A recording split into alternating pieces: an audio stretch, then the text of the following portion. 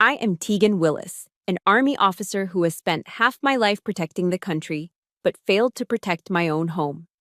At Giovanni's, the most expensive restaurant in DC, when I intended to tell Robert that I had cancer, he cut me off with 3 cold words. I want a divorce. He didn't look into my eyes that have seen comrades fall, but at his phone screen, where his 28-year-old secretary was texting urgently. He said I was too rigid, too manly, and that he needed freshness. He threw our 20 years of marriage into the trash right when the waiter brought the dessert, without ever knowing. I am carrying a death sentence inside me, and he has just personally activated a time bomb in his own father's will. They think I will collapse or beg, but they forget one thing. A soldier never retreats when ambushed. They only change tactics, and my revenge will be colder than any winter in Vermont. Comment, Semper Fi, and subscribe to the channel if you believe traitors never deserve the spoils. This is how I teach my ex-husband his final lesson in honor. The drive from Walter Reed National Military Medical Center to downtown DC usually took 40 minutes, but tonight it felt like seconds. My hands, gripping the steering wheel of my sedan, were trembling. It wasn't the traffic on I-395, it was the manila envelope sitting on the passenger seat. Inside was the pathology report. Stage 2. Aggressive. I needed Robert. For 20 years, I'd been the strong one, the one deploying to combat zones, the one managing household logistics with military precision. But tonight, the lieutenant colonel needed to be just a wife. I parked the car, checked my reflection in the rearview mirror, pale, tired, but composed, and tucked the medical file into my oversized leather tote. Giovanni's was dimly lit, smelling of truffle oil and old money. It was the kind of place where senators made backroom deals and lobbyists courted clients. Robert was already seated at our usual table near the window, swirling a glass of Pinot Noir. He looked impeccable. A bespoke navy suit, a silk tie, and a haircut that probably cost more than a private's monthly salary. He was the picture of a successful DC partner. But as I approached, he didn't stand up. He didn't smile. He checked his Rolex. "You're late," he said, not looking at me. "Traffic was bad near the hospital," I said, sliding into the chair. My knees felt weak. "Robert, I have to tell you something. I went to see the specialist today and—" He held up a hand, silencing me. The gesture was dismissive, cold. "Tegan, stop. Please don't start with the drama. I've had a hell of a day at the firm." He finally looked at me, his eyes scanning my outfit with undisguised distaste.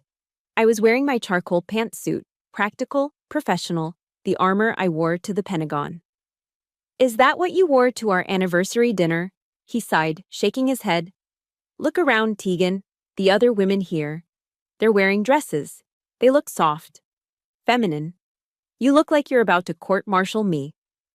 I felt a lump form in my throat, choking back the words I had prepared. "I have cancer." The words died on my tongue. "I came straight from work," I managed to say, clutching my napkin under the table to hide the tremors in my hands. "That's the problem," Robert said, leaning back. "It's always work. It's always the mission. Living with you, it's like living with a superior officer, not a wife. I need a woman who knows how to be a woman, someone who brings peace, not intensity." His phone buzzed on the table. He glanced at it, and for a split second, his face softened. It was a look I hadn't seen directed at me in years. "Is that her?" I asked. The intuition that had kept me alive in the field kicked in. "Your secretary, Jessica." Robert didn't deny it. He didn't even have the decency to look ashamed. "She's 26, Tegan. She's full of life. She's fresh. She doesn't look at me with those judging eyes of yours. She makes me feel like a man, not a subordinate." The waiter arrived, placing 2 plates of tiramisu on the table. "Happy anniversary," the young man beamed, oblivious to the fact that he was serving dessert to a corpse. Robert picked up his spoon. "I want a divorce, Tegan. I've already spoken to the lawyers. I want this done quickly and quietly. No scenes, no fighting." He took a bite of the cake, casual as could be. I'm taking Jessica to the Hamptons next week. I want the papers signed before I leave. I need a clean slate. Next week. I stared at the tiramisu. The cocoa powder on top looked like dust. Next week, while he was playing tennis in the Hamptons with a girl young enough to be his daughter, I would be sitting in a chemo chair, poison dripping into my veins, fighting to keep my hair, my dignity, my life. My hand moved to my bag. I could pull out the file right now. I could slam the cancer diagnosis on the table. I could make him stay. Guilt is a powerful weapon. But then I looked at him, really looked at him. He was checking his reflection in the wine glass, fixing his tie. He didn't care. If I told him, he would stay out of pity. He would resent me every day for dying too slowly, for ruining his fresh new life. And I remembered his father, Colonel George Mitchell, a true Marine. I remembered the conversation we had years ago about the trust fund, the morality clause. If that boy ever dishonors his vows, George had said, he doesn't get a dime of my legacy. Robert didn't know. He was so arrogant, so sure of his inheritance, that he had never read the fine print. If I told him I was sick, the divorce might be paused. The clause wouldn't trigger. But if I let him walk away, if I let him abandon me for a mistress while I was dying, he would be digging his own financial grave. A strange calm settled over me. It was the calm of a sniper waiting for the wind to settle.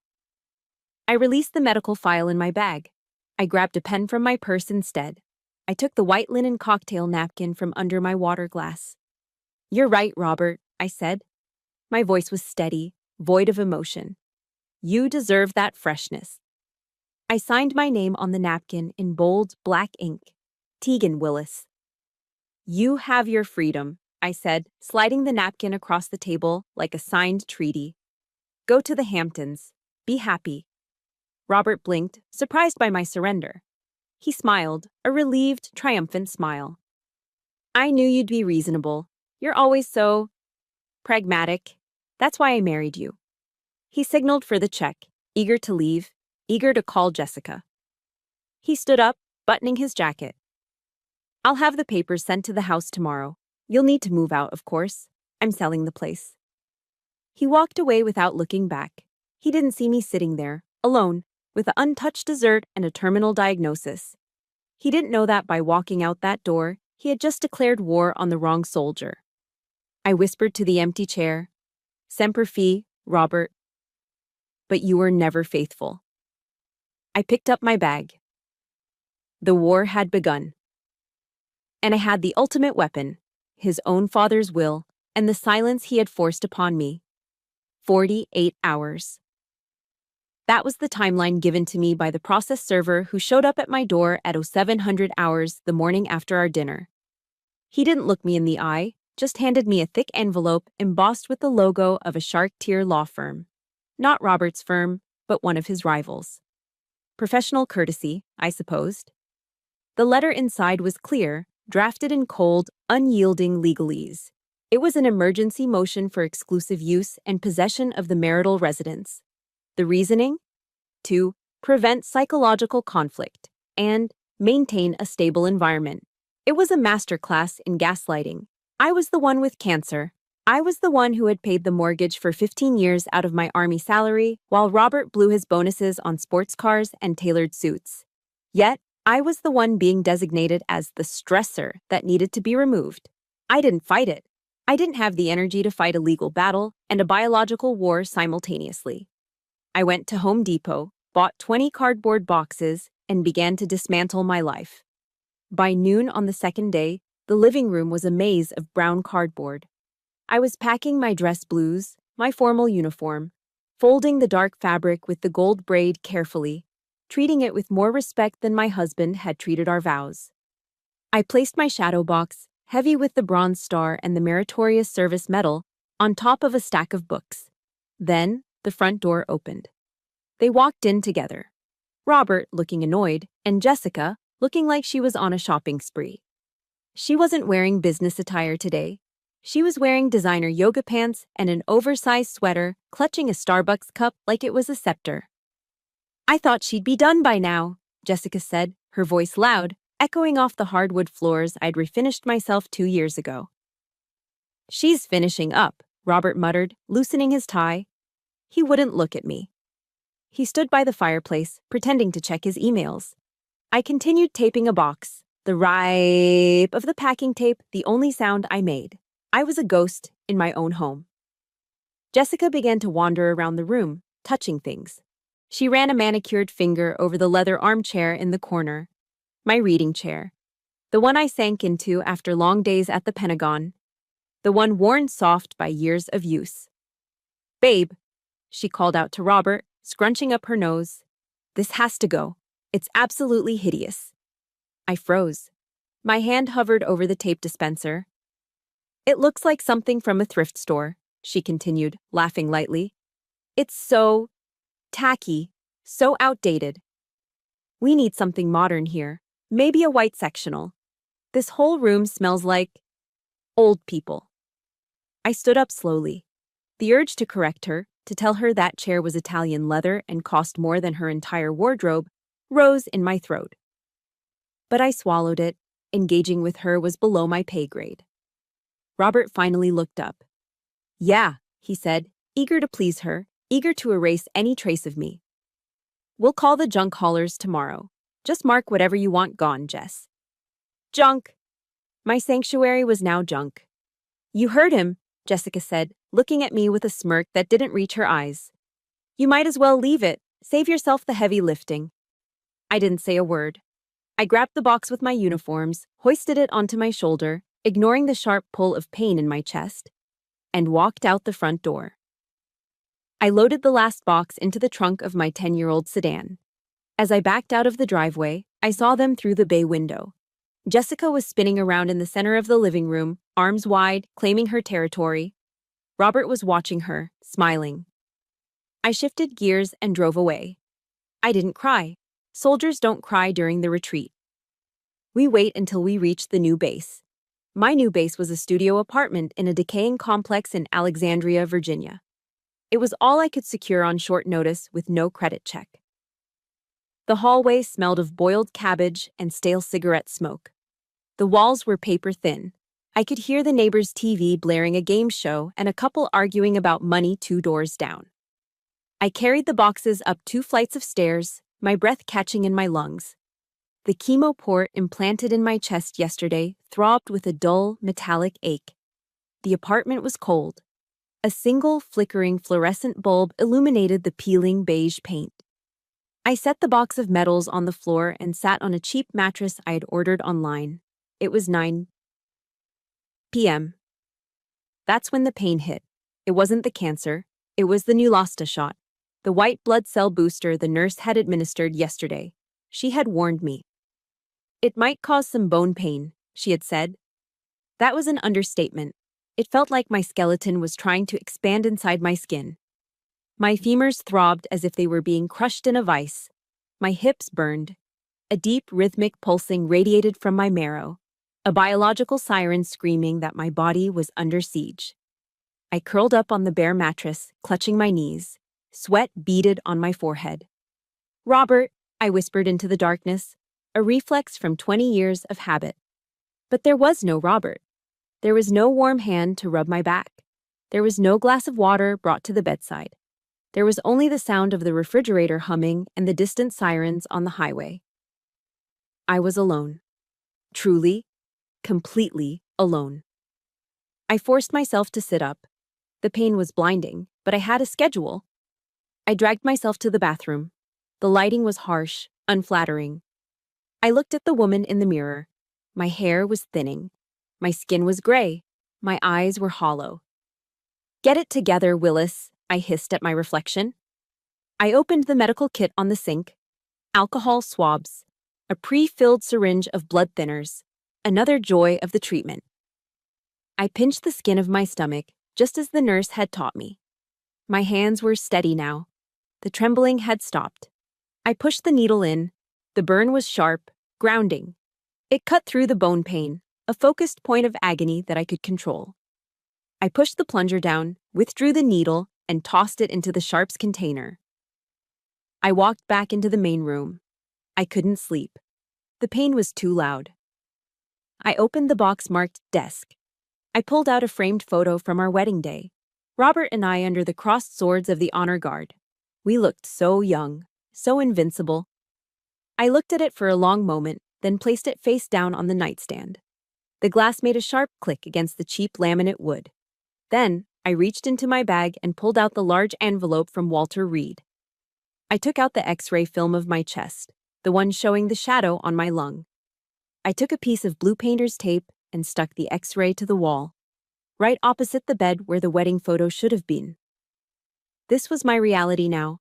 Not the man who betrayed me, not the house I lost, but the enemy inside my chest. I lay back down, staring at the ghostly image of my own ribs under the streetlights filtering through the blinds. The bone pain throbbed, a relentless drumbeat. "You are a soldier, Tegan," I said to the empty room, my voice cracking but firm.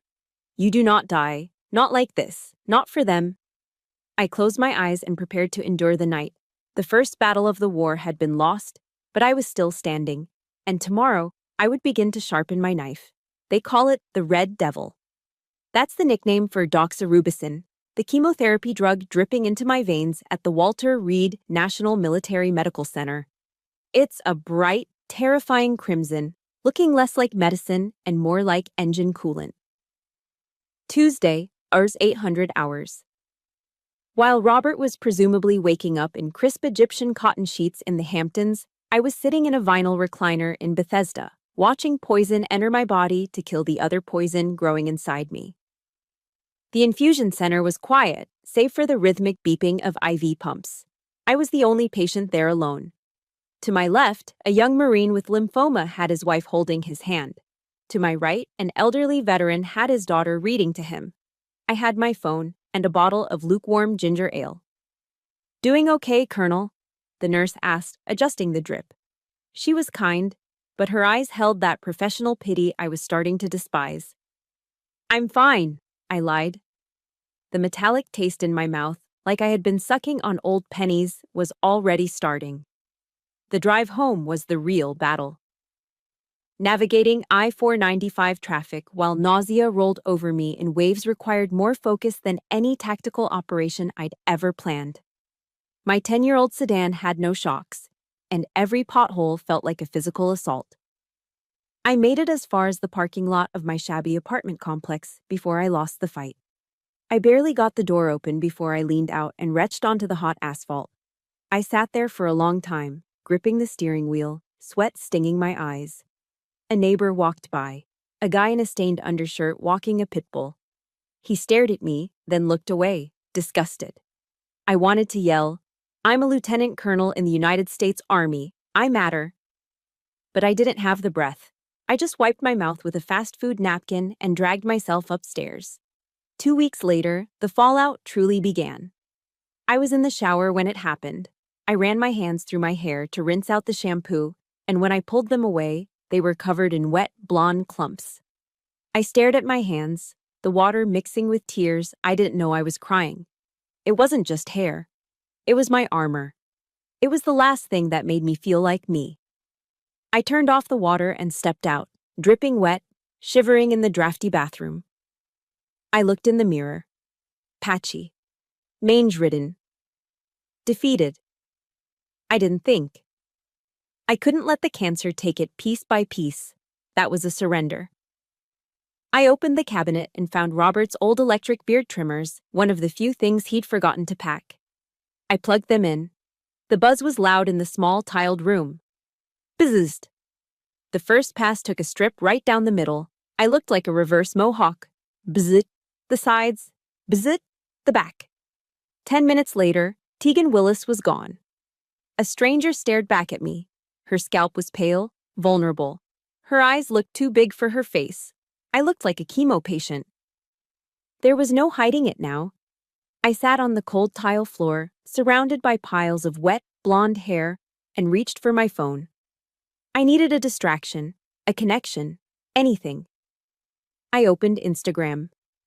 The algorithm, cruel and efficient, put it right at the top of my feed. A photo posted by Jessica. Location: the Hamptons. It was a close-up of her hand holding a mimosa glass against a backdrop of a pristine golf course. But the focus wasn't the drink. It was the ring on her finger. I stopped breathing. It was a vintage diamond ring, platinum setting, old European cut. It wasn't a new ring. It was the ring. It was Robert's grandmother's ring, the one his mother had worn for 40 years, the one I had worn for 20. Robert had asked for it back for cleaning a month ago. I had given it to him, trusting him. Jessica's caption read, "Finally found my forever. True. Love. Blessed. Heirloom. Upgrade. Upgrade." She was calling herself an upgrade while wearing my history on her finger. She was drinking champagne while I was bald and vomiting in a bathroom in Virginia. I felt a vibration in my hand. A text message popped up from Brenda, a mutual friend from the Officers' Wives Club. I hadn't heard from her in weeks. Brenda. "Hey Tegan, I just wanted to give you a heads up. Robert was at the club yesterday.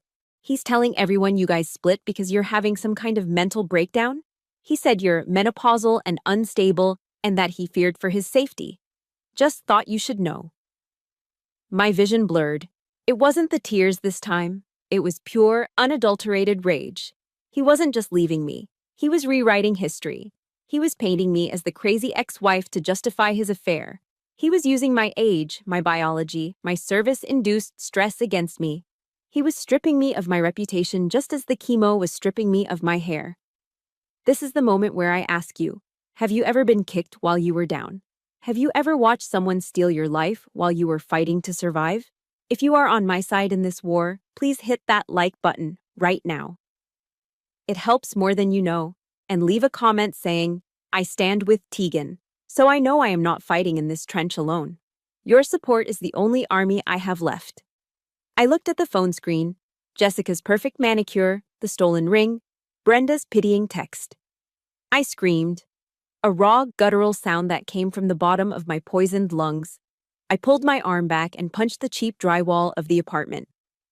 Crack! My knuckles split. The plaster crumbled. A hole the size of my fist appeared in the wall. Pain shot up my arm, sharp and electric. It felt better than the numbness. It felt better than the nausea. It felt like life. I looked at my bleeding hand. I looked at my bald head in the mirror. "You think I'm crazy, Robert?" I whispered, my voice trembling with a terrifying new resolve. "You think I'm weak?" I wiped the blood from my knuckles onto my hospital sweatpants. "I will survive this," I promised the empty room. "I will survive the Red Devil. I will survive the eviction. And I will survive to see the look on your face when I take that ring back." I picked up the phone and took a screenshot of Jessica's post. Evidence. The trench was lonely, and the enemy was partying on a golf course. But they had forgotten one thing. You never leave a soldier alive on the battlefield if you don't want them to come back for you. The knock on my door wasn't a question. It was a command. 3 sharp, rhythmic raps. Rap, rap, rap. I knew that knock. It was the sound of authority. It was the sound of the United States Marine Corps. I pulled my beanie down lower over my bald scalp, wrapped my oversized cardigan tighter around my shivering frame, and opened the door. Standing in the dim, flickering hallway of my apartment complex was Colonel George Mitchell, USMC, retired. My father-in-law. At 75, he still stood as if he were on the parade deck at Quantico. He wore a charcoal wool coat over a crisp button-down, his silver hair cut in a high and tight that hadn't changed since the Vietnam War. He looked out of place in this hallway that smelled of boiled cabbage and stale cigarettes, like a diamond dropped in the mud. "Colonel," I said, my voice raspy. I instinctively straightened my spine, despite the nausea roiling in my gut. He didn't say a word. He looked me up and down, his steel blue eyes, the only thing Robert had inherited from him, scanning me like he was assessing a battlefield. He looked past the baggy clothes, past the forced smile. "May I come in, Tegan?" His voice was gravel and old leather. I stepped aside. He walked into the studio apartment, his polished dress shoes clicking on the cheap laminate floor. He looked around at the boxes I still hadn't unpacked, the peeling paint on the walls, the single window overlooking the dumpster. "Robert said you wanted space," George said, turning to face me. "He said you were having a midlife crisis, that you wanted to find yourself." Is that what he said? I leaned against the kitchenette counter for support. Can I get you some water, George? Or tea? I think I have some Earl Grey. He ignored the offer. He took a step closer to me, then he stopped. He tilted his head slightly, sniffing the air. I know that smell, he said quietly. My heart hammered against my ribs. It's just cleaning supplies. The landlord uses cheap bleach. No, George said. His eyes locked onto mine, stripping away my defenses. I smelled that smell on my Martha for 2 years before she passed. It's the smell of metal, the smell of chemicals, the smell of a fight. He reached out, his hand hovering near my head. Take off the hat, Tegan. George, please. That is an order, Lieutenant Colonel. My hand trembled as I reached up. I pulled the gray wool beanie off. The silence in the room was deafening. George stared at my bald head, at the pale skin stretched tight over my cheekbones, at the dark circles under my eyes that no amount of concealer could hide. Stage 2, I whispered. Breast cancer. Aggressive. I'm in the middle of chemo. The stoic mask of the Marine colonel crumbled. His jaw trembled. Tears, hot and fast, welled up in his eyes and spilled over his weathered cheeks. Oh, God, he choked out. He crossed the distance between us in 2 strides and pulled me into a hug. It wasn't a polite social hug. It was a desperate embrace. He held me tight, burying his face in my shoulder, shaking with silent sobs. I didn't know, he wept. I didn't know. I didn't want you to worry, I said, patting his back, comforting him just as I had when his wife died 10 years ago. He pulled back, gripping my shoulders. His eyes were red, but the fire was back in them. Does he know? Does my son know? I shook my head. I tried to tell him at dinner. He cut me off. He asked for a divorce before I could get the words out. He said I was too hard, too old. George's face darkened. The grief was replaced by a cold, terrifying rage. He left you?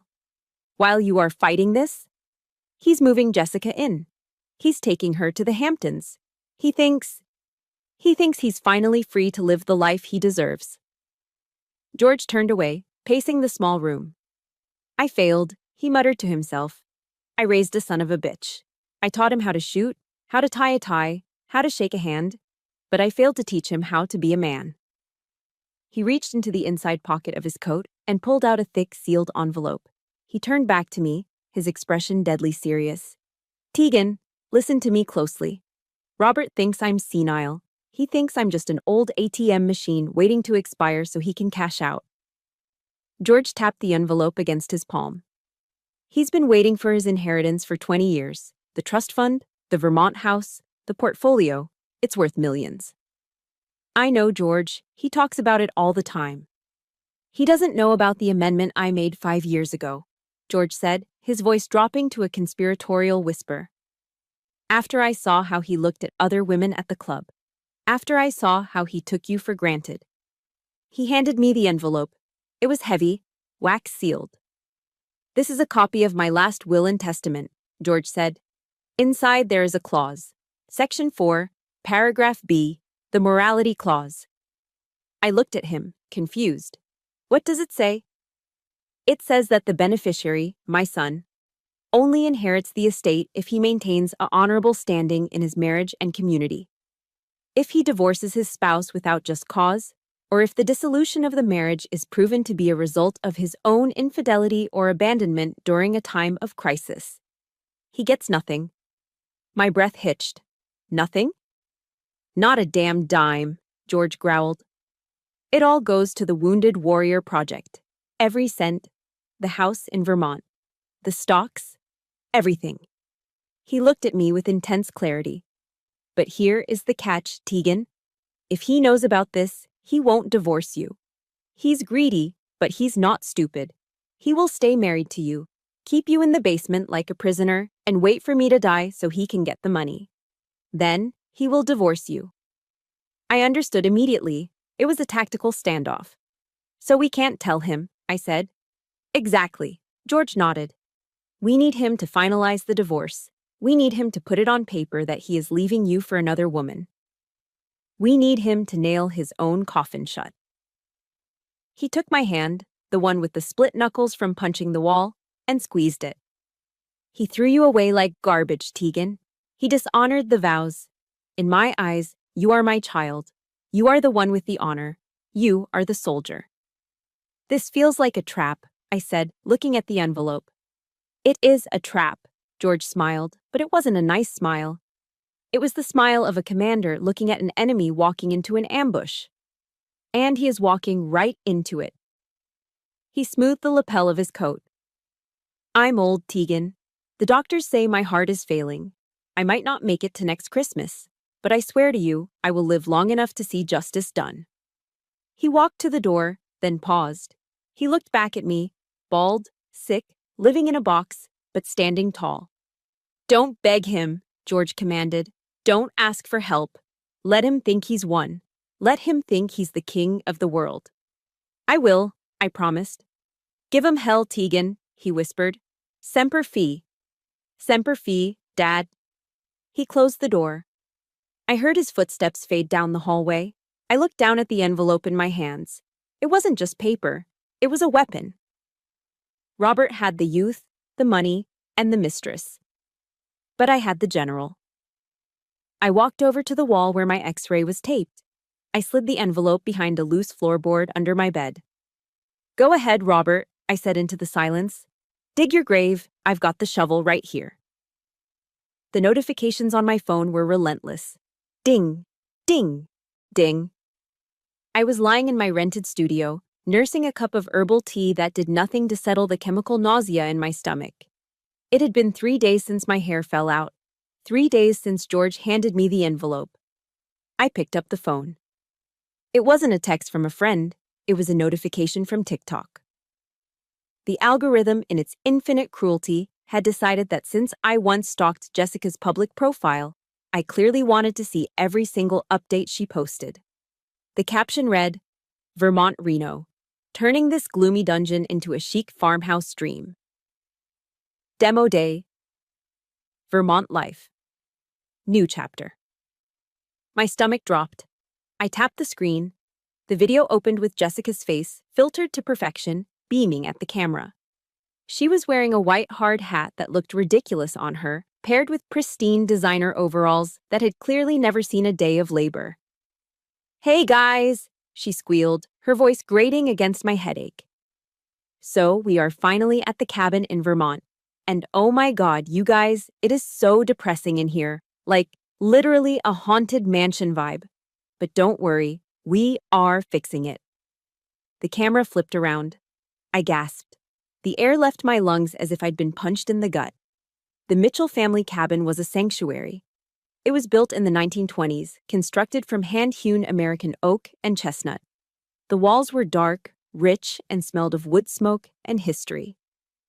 It was where Robert's grandfather had cleaned his rifle. It was where George had taught Robert to fish. It was where I had spent 20 Christmases, feeling safe, feeling home. In the video, the dark, majestic wood paneling was gone. It was white.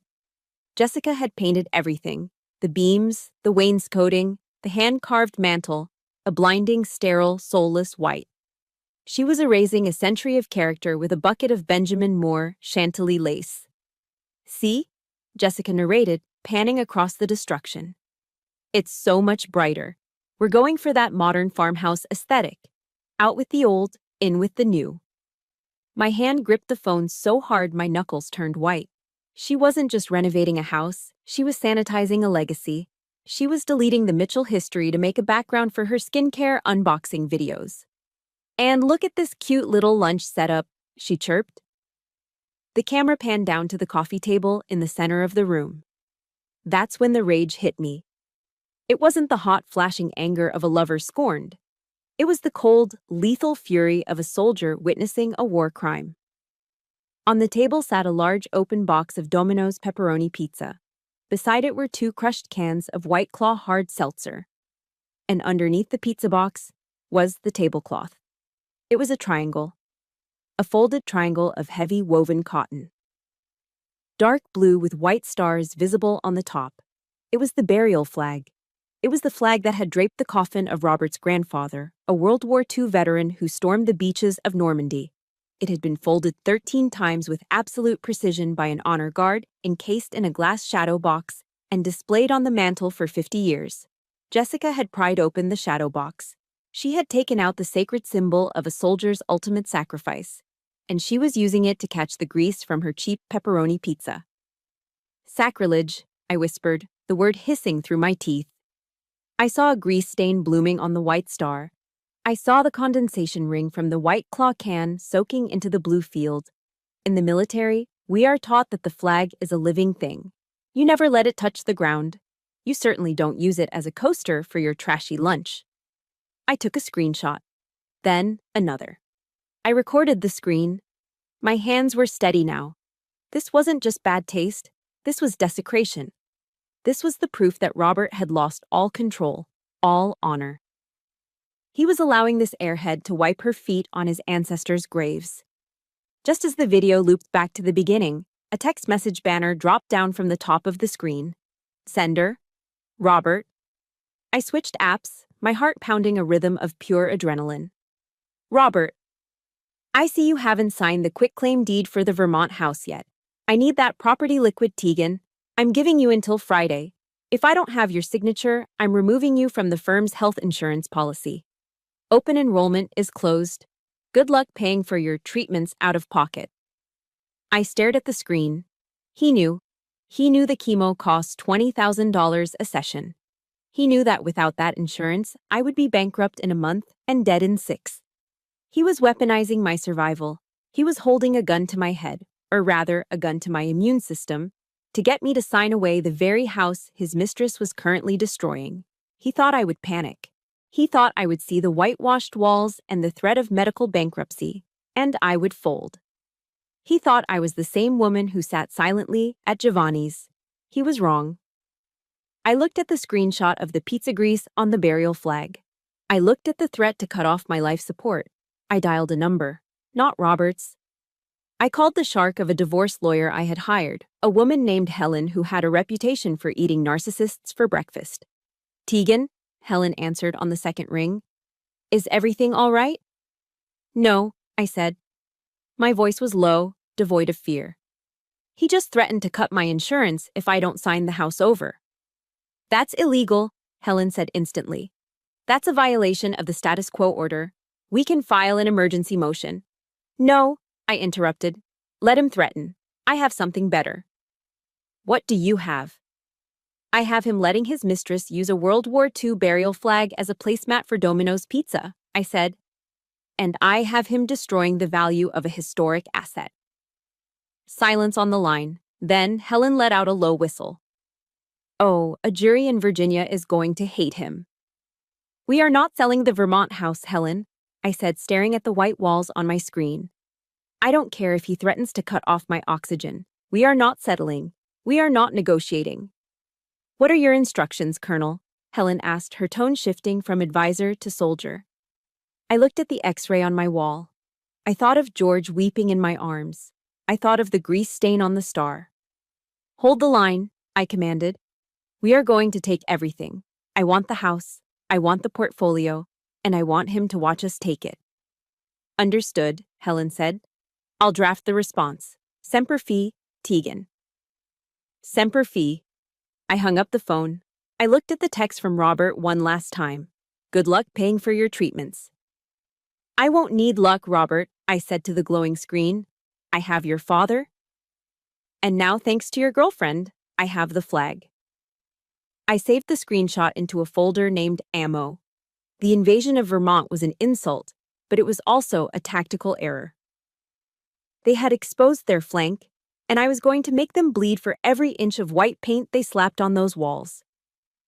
The courier looked uncomfortable standing in the hallway of my apartment complex.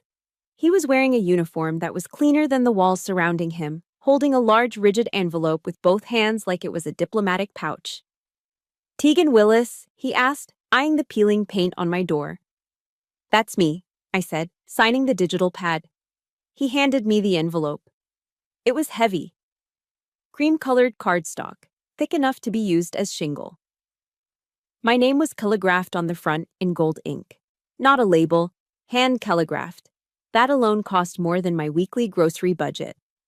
I closed the door and sat on the edge of my mattress. I ran a finger under the wax seal, a custom monogram, M and J. I pulled out the card. It was a masterpiece of pretension. Heavy letterpress, gold foil edges, font that screamed old money, even though the intentions behind it were cheap. The future Mr. and Mrs. Robert Mitchell request the honor of your presence at an engagement and housewarming celebration. Location: the Mitchell Estate, Vermont. Dress code: black tie. Optional.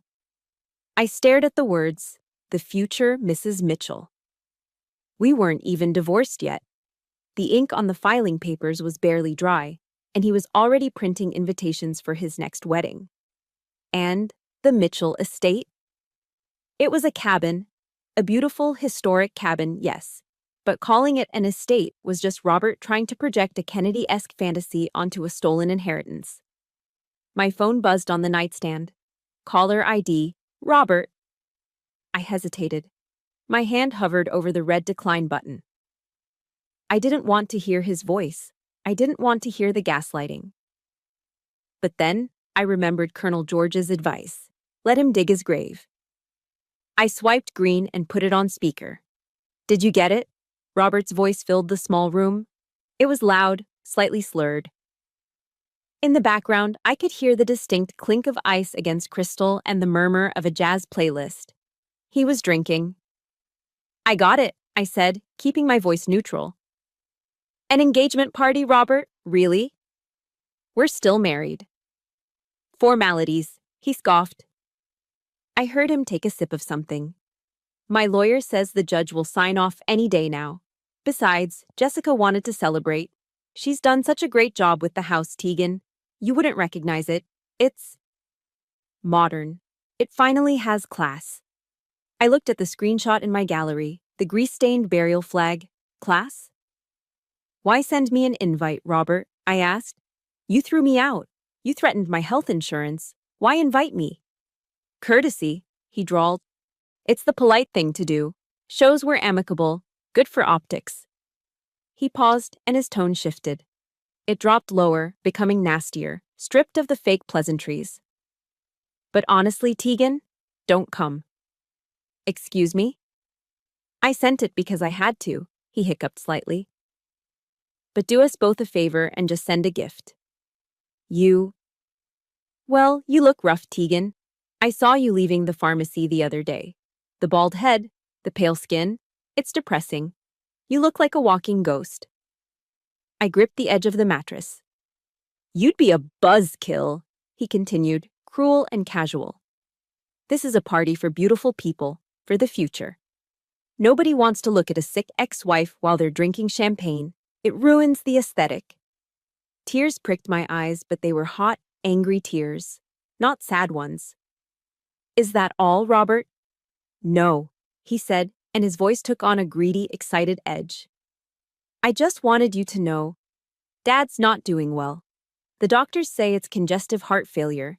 He's kicking the bucket soon, Tegan, maybe before Christmas. My heart stopped. George. And you know what that means, Robert laughed, a sound that made my skin crawl. Once the old man checks out, the trust releases, the Vermont house, the portfolio, everything. It's all mine and Jessica's. So, stay in your little apartment. Fade away. I've won. Click. The line went dead. He hung up. He sat there, drunk on scotch and hubris, celebrating his father's impending death because it meant payday. He thought the morality clause didn't exist. He thought he was untouchable. I sat in silence for a long time. The humiliation of his words about my appearance burned, but the rage at his disrespect for his dying father burned hotter. I stood up and walked to the small stack of belongings I had unpacked. I reached for the one book I had carried through 3 deployments in Iraq, my pocket Bible. The cover was worn leather, softened by sand and sweat. I opened it. I didn't need to search. The pages fell open to the bookmark I had kept there since Fallujah. Psalm 144, verse 1. I read it aloud to the empty room. My voice wasn't raspy anymore, it was low and dangerous. Blessed be the Lord my rock, who trains my hands for war and my fingers for battle. I looked at the invitation again. The gold foil glinted under the harsh fluorescent light.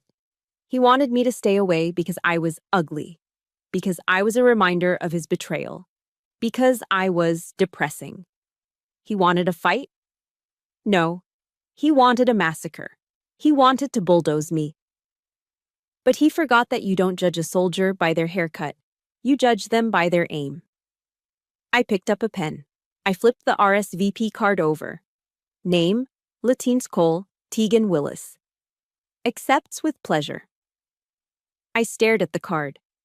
For the first time in months, since the diagnosis, since the eviction, since the first drop of the red devil entered my veins, I smiled. It wasn't a nice smile. It was the smile of a predator who just watched the prey walk into the trap. I have a question for you all. If your ex-husband called you ugly and bragged about inheriting money from his dying father, would you stay home and cry? Or would you crash that party and burn his world to the ground? If you are ready to see Tegan fight back, smash that like button right now. Leave a comment saying, "Train my hands" if you want to see justice served. I need to know you're with me. You want optics, Robert? I whispered, slipping the RSVP card into the return envelope. I'll give you optics. I'm coming, I said, sealing the envelope with a sharp press of my thumb. And I'm not coming empty-handed. I looked at the loose floorboard where I had hidden the copy of George's will. The party was in 2 weeks. I had 14 days to recover from this round of chemo. 14 days to find a dress that fit my broken body. 14 days to prepare for the final strike. Blessed be the rock. Let the battle begin. The wig sat on a styrofoam head on my bathroom vanity. It was a masterpiece of synthetic engineering, blonde, shoulder length, perfectly highlighted to mimic the hair I had lost. It cost $600. It was soft, bouncy, and undeniably feminine. It was exactly the kind of thing Robert wanted. It was a lie. I stared at it, then at my reflection in the mirror. The woman looking back at me was pale.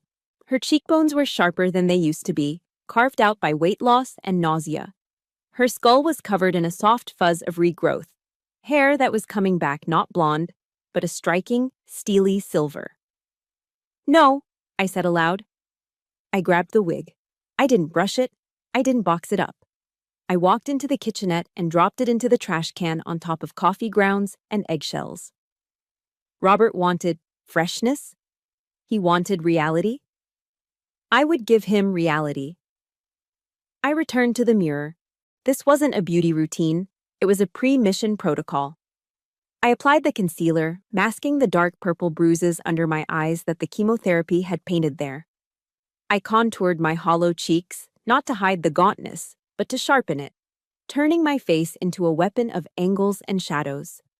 I lined my eyes with kohl, thick and dark. War paint. Then, the dress. I had ordered it online from a boutique in New York, draining the last of my savings. It lay on the bed, shimmering in the dim light. It wasn't black, the color of mourning. It wasn't red, the color of passion. It was marine blue. A deep midnight navy that commanded respect. I stepped into the silk, wincing as the fabric brushed against the tender skin around my chemo port. The plastic device implanted in my chest that connected directly to my jugular vein. The dress had a high neckline that concealed the port perfectly, while the back plunged low, revealing the muscles I'd built over 20 years of service. I zipped it up. It fit like armor. I slipped on my stilettos. They were 4 inches high, sharp enough to puncture a lung. I grabbed my clutch, checked for my phone, my lipstick, and my pain medication. I was no longer Tegan the victim. I was Lieutenant Colonel Willis, reporting for duty. With my armor in place, I drove straight to the nursing facility where George was staying. The hallway was quiet, smelling of antiseptic and lavender. And the click of my heels echoed sharply on the linoleum as I approached his room. George was sitting in his wheelchair by the window, looking out at the gray sky. He looked frailer than the last time I saw him. The heart failure was taking its toll, stealing the breath from his lungs bit by bit. "Colonel," I said softly. He turned. His eyes widened as they took in the silver hair, the blue dress, the steel in my spine.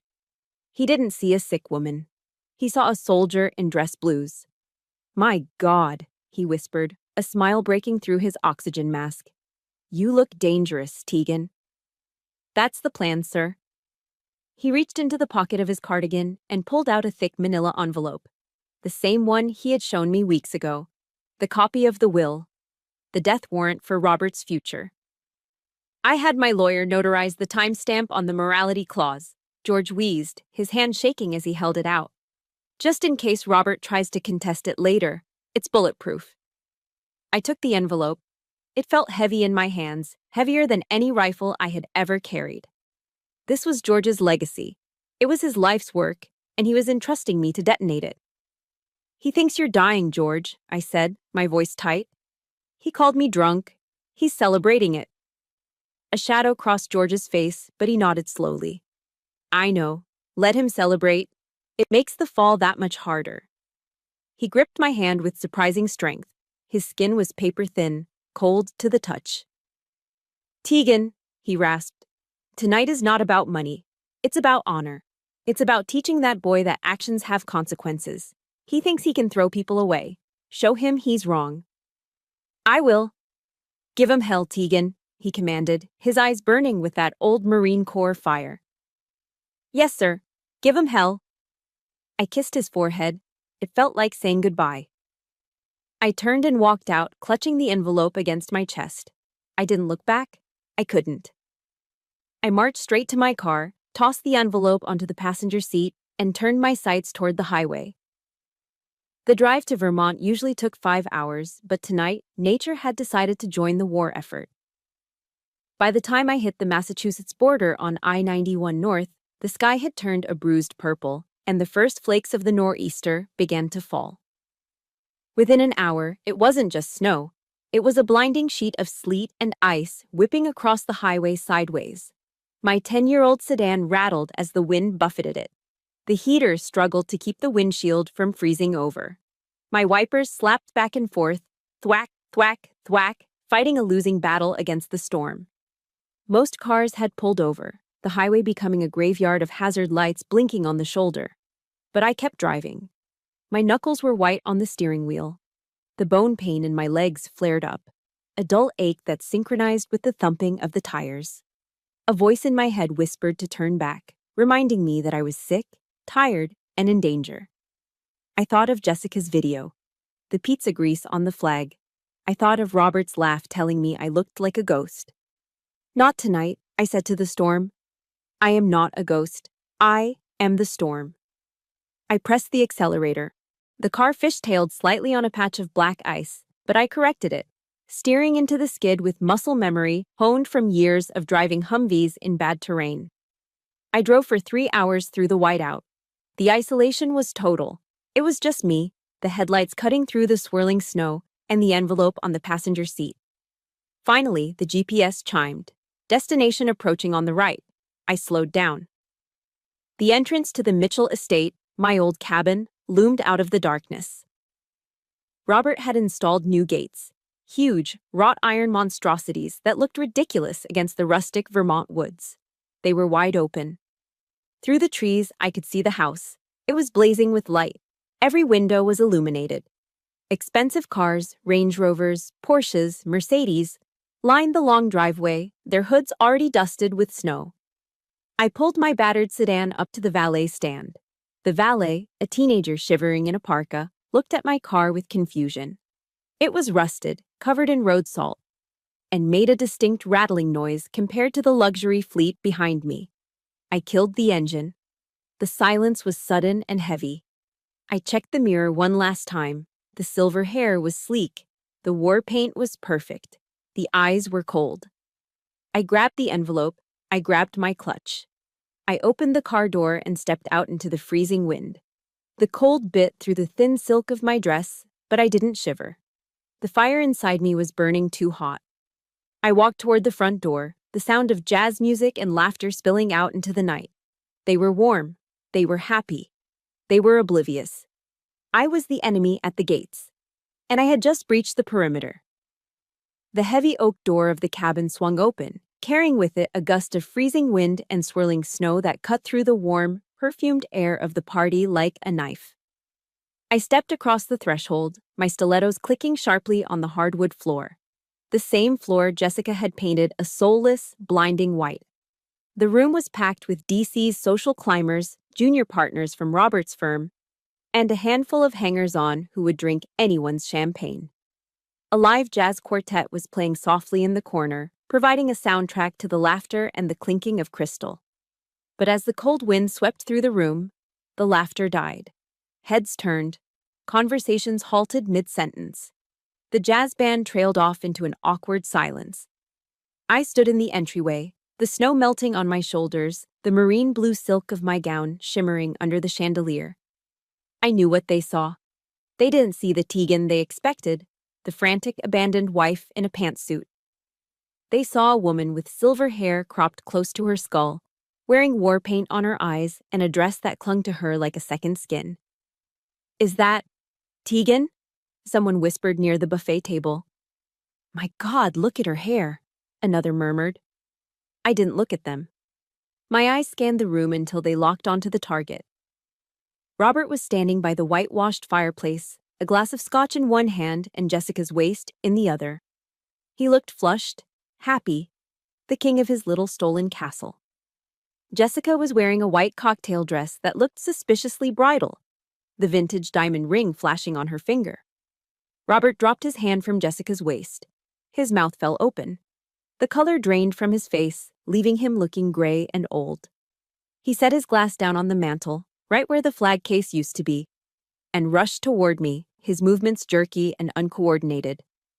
"What the hell are you doing here?" he hissed, grabbing my arm. His breath smelled of expensive scotch and fear. "I told you not to come. You're making a scene." I looked down at his hand on my arm, then up at his eyes. My expression didn't change. "Unproliferate, Robert, or I will break your wrist."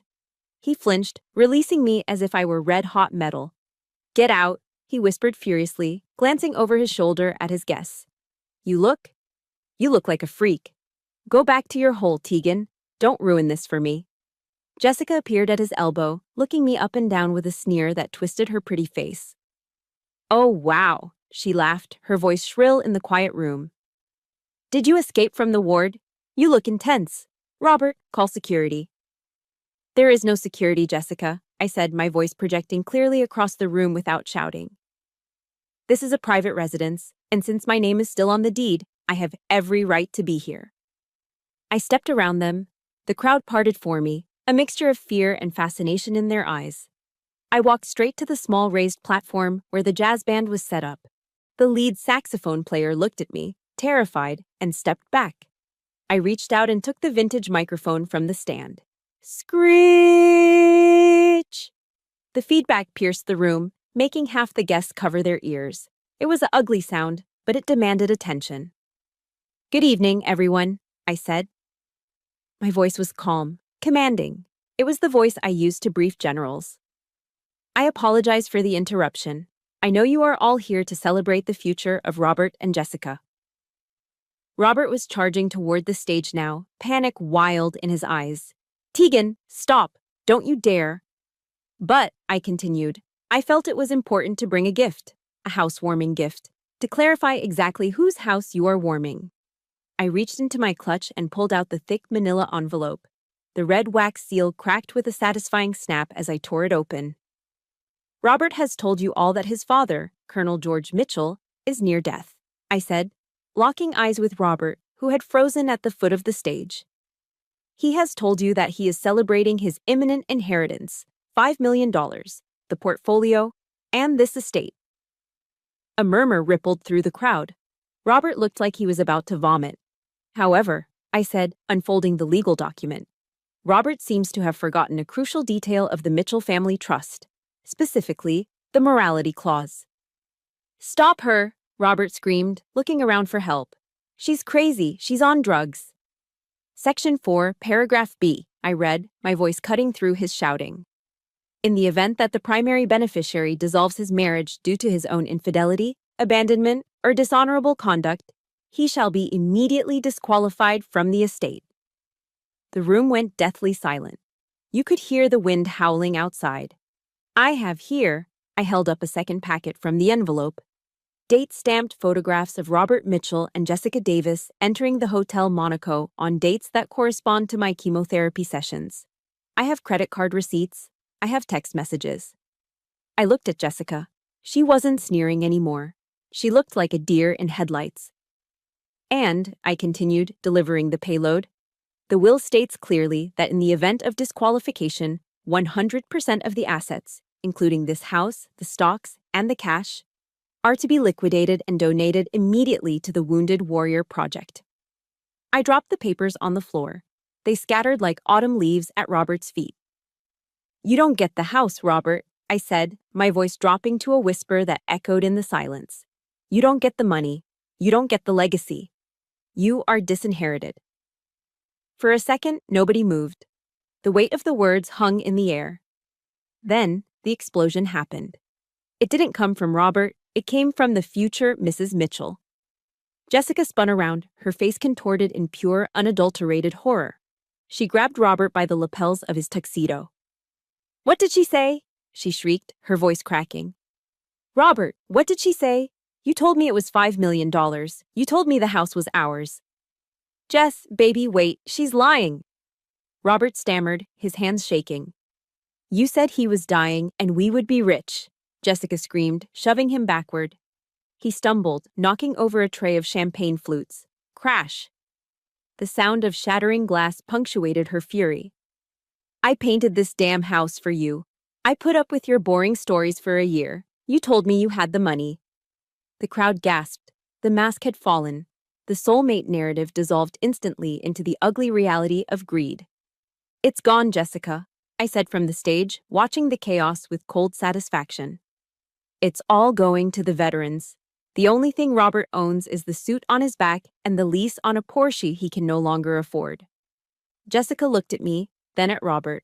She looked at the ring on her finger, the ring that was now the only asset he had left. You loser! She spat at him. She turned and stormed toward the door, grabbing her coat from the rack. Jessica, wait! Robert yelled, humiliating himself further as he scrambled after her. I stood alone on the stage, the microphone still in my hand. The guests were staring at me with wide eyes, some in shock, some in awe. I looked at the white walls, the desecrated fireplace, the shattered glass. The air in the room had changed. It wasn't warm anymore. It was cold, hard, and clean. Semper Fi, I said into the mic. I dropped the microphone. It hit the floor with a dull thud. The silence that followed wasn't awkward. It was the silence of a battlefield after the final shot has been fired. The enemy was routed. The objective was secured. And I was still standing. The exodus was swift. In the high society circles of Washington, D.C., poverty is a contagion. And Robert Mitchell had just been diagnosed as patient zero. I stood by the desecrated fireplace and watched the friends who had been drinking Robert's champagne 5 minutes ago scramble for the door. They didn't say goodbye. They didn't make eye contact. They just grabbed their furs and their designer coats, eager to distance themselves from the stench of a disinherited man. The last one to leave was Jessica. She didn't run. She stood in the center of the whitewashed living room, staring at Robert with eyes that were no longer wide with adoration, but narrowed with calculation. She was doing the math, and the numbers didn't add up. Jess, Robert stammered, stepping toward her, his hands outstretched. Baby, listen. We can fight this. The old man is senile. I'll get a new lawyer. We can contest the will. Jessica laughed. It was a dry, brittle sound. She looked down at the vintage diamond ring on her finger, the only asset of value left in the room. And for a second, I thought she might throw it at him. Instead, she twisted it. Contest it with what money, Robert? She asked, her voice dripping with disdain. She just said everything goes to charity. The accounts are frozen, the house is gone, you're radioactive. But we have each other, he pleaded, desperate to salvage the fantasy. I did this for us, for our fresh start. I didn't sign up for a start in a rental apartment, Jessica sneered. I signed up for the Mitchell estate. I signed up for a life where I don't have to work. She pulled out her phone and tapped the screen furiously. My Uber Black is here. Don't call me Robert. Seriously, delete my number? She turned on her heel, the white bridal-style cocktail dress swirling around her legs, and marched out into the snow without looking back. The heavy oak door slammed shut with a finality that shook the window panes. And then, there were two. The silence that descended on the cabin was heavy, broken only by the howling of the nor'easter outside and the ragged breathing of the man standing in the ruins of his life. Robert didn't chase her this time. He knew it was over. He walked unsteadily to the console table, grabbed a bottle of scotch by the neck, and took a long, desperate pull. Liquor spilled down his chin, staining his tuxedo shirt. He turned to me. His eyes were bloodshot, wild, filled with a toxic mixture of humiliation and rage. "Are you happy now?" he screamed, hurling the bottle into the whitewashed wall. Smash. Amber liquid and glass exploded everywhere. "Are you satisfied, Tegan? You vindictive witch." I didn't flinch. I stood perfectly still in my blue silk gown, watching him unravel. "You planned this," he spat, stalking toward me. "You waited until tonight. You waited until everyone was here. You wanted to humiliate me. You wanted to destroy my life because I stopped loving you." He stopped inches from my face, his breath hot and acrid. "Why are you so cruel? Why are you so evil? You wanted to kill me, didn't you? You wanted to watch me die inside." I looked at him. Really looked at him. I saw the lines of selfishness etched around his mouth. I saw the hollowness in his eyes. He truly believed he was the victim. He truly believed that my reaction to his betrayal was the crime, not the betrayal itself. "I didn't want to kill you, Robert," I said. My voice was low, void of any emotion. No anger, no sadness, just facts. I reached up to the neckline of my marine blue gown. My fingers found the zipper. "And I'm not the one dying."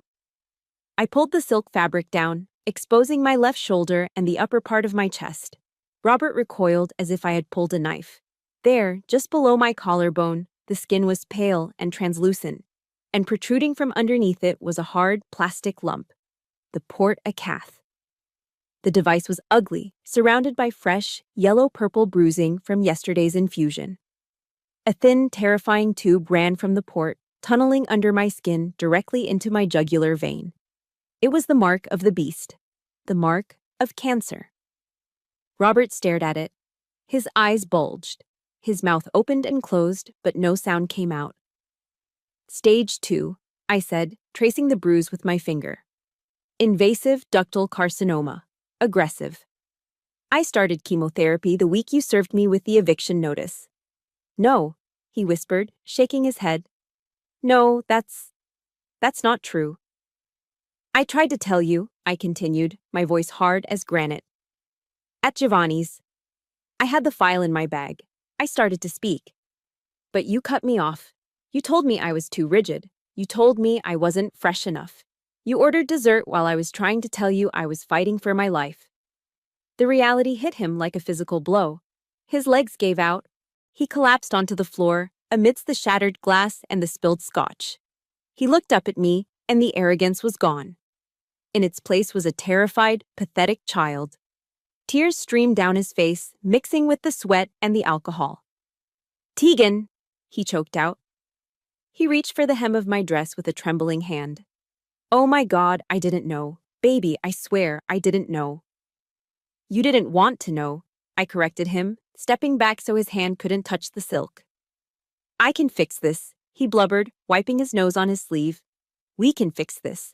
I'll fire the lawyers, I'll take care of you, I'll drive you to the appointments. Please, Tegan, don't leave me here. Not like this. I'm sorry. I'm so sorry." He was begging. The man who had mocked my appearance on the phone, the man who had threatened to cut off my health insurance, the man who had let his mistress use his father's flag as a napkin, was now on his knees, begging for salvation. But he wasn't crying for me. He was crying because he was alone. He was crying because he was broke. He was crying because he needed a nurse, not a wife. I looked down at him. I felt a strange sensation in my chest. I waited for the pity to come. I waited for the old love, the 20 years of history, to soften my heart. But there was nothing. just a cold, clean emptiness. I looked at the port in my chest, then back at him. "You aren't sorry you hurt me, Robert," I said. "You're sorry you lost the money." "No, no, I love you," he screamed, clutching at the air where I'd been standing. "It's too late," I said. "The Tegan you married? The one who would have forgiven you? She died in that apartment in Virginia when she had to shave her own head alone." I pulled my dress back up, covering the scar, covering the port. I adjusted my clutch. "I have a long drive back," I said. "And I have chemo on Tuesday. Unlike you, I have a battle to win." I turned my back on him. "Tegan, wait," he wailed, his voice breaking. "Semper Fi. You said Semper Fi. Always faithful. You promised." I stopped at the door. The wind was howling louder now, eager to rush in and freeze the rot inside this house. I looked over my shoulder. He was a heap of black tie and misery on the floor. "Semper Fi, Robert," I whispered. "But you were never faithful." I opened the door and walked out into the storm. The snow hit my face, cold and sharp. But it felt good. It felt like baptism. I left the door wide open behind me, letting the winter claim the house, the memories, and the man who had tried to bury me. Clang, clang, clang. The sound of the brass bell mounted on the wall of the Walter Reed Infusion Center was the sweetest sound I had ever heard. It echoed through the sterile hallway, louder than the beeping monitors, louder than the hushed conversations of doctors. "Way to go, Colonel," a young nurse cheered, wiping a tear from her eye. I stood there, my hand still gripping the braided rope. My hair was no longer a silver fuzz. It was a textured, intentional pixie cut, thick and strong. The color had returned to my cheeks. The port in my chest had been removed yesterday, leaving behind only a small, pale scar, a medal of honor from a war fought in silence. "No evidence of disease," the oncologist had said, closing my file. 3 words, but they held the weight of the world. I walked out of the hospital doors and into the humid Maryland air. I didn't get into a car to drive to a lonely apartment. I got into my car to drive home. 6 months had passed since the night of the storm. The Vermont cabin didn't look like a farmhouse dream anymore. It looked like a home. The blinding white paint Jessica had slapped onto the exterior was peeling in places, but I hadn't fixed it yet. I was too busy fixing the people inside. I pulled into the driveway, the gravel crunching under my tires. The Mitchell Estate sign was gone. In its place stood a simple, hand-carved wooden sign, the George Mitchell Sanctuary for Women Veterans. On the front porch, where Jessica had once posed for TikToks, 2 women were sitting in rocking chairs. One was a former medic who had lost her leg in Afghanistan. The other was a young Navy vet dealing with severe PTSD. They were laughing. Real, deep, belly laughter that drifted through the pine trees. I stepped out of the car. I was wearing jeans and a linen shirt, sleeves rolled up. No uniform, no armor, just Tegan. "Welcome back, Tegan," the medic called out. "Did you get the news?" "Clean bill of health," I smiled, giving them a thumbs up. They cheered. It was a victory for the whole house. We were a platoon again. I walked into the kitchen. It smelled of coffee and cinnamon, not stale pizza and White Claw. The massive oak table, the one where the flag had been desecrated, was now covered in maps, books, and therapy journals. It was a place of planning and healing. My phone buzzed in my pocket. It was Helen, my lawyer. "Hey, Helen," I answered, pouring myself a mug of coffee. "Please tell me the paperwork for the nonprofit status is finalized." "It is," Helen said, her voice crisp. "You are officially a 501c3. The George Mitchell Sanctuary is legal. The endowment from the trust is fully funded." "Thank God," I breathed. "George would have loved this." "He would," Helen agreed. Then her tone shifted. "I also have an update on the other matter, since you asked me to keep tabs." "Robert?" "Yes, Robert." Helen paused, and I could practically hear her smirking through the phone. "He was let go from the firm last month. Apparently the scandal of the disinheritance and the public scene at the party made him a liability. Clients didn't want a lawyer who got outsmarted by his own father's will. He's unemployed? I asked, walking toward the large bay window overlooking the lake. Not exactly. He found a job. He's selling term life insurance over the phone. Cold calling, commission only. I took a sip of coffee. The irony was rich. The man who waited for death to make him rich was now selling death benefits to strangers for peanuts. And his living situation? I asked. That's the kicker, Helen said. He couldn't afford the lease on his condo downtown. He moved out to Virginia. Alexandria, actually. She read out the address. I stopped breathing for a second. It was the same address. The same peeling apartment complex. The same boiled cabbage hallway.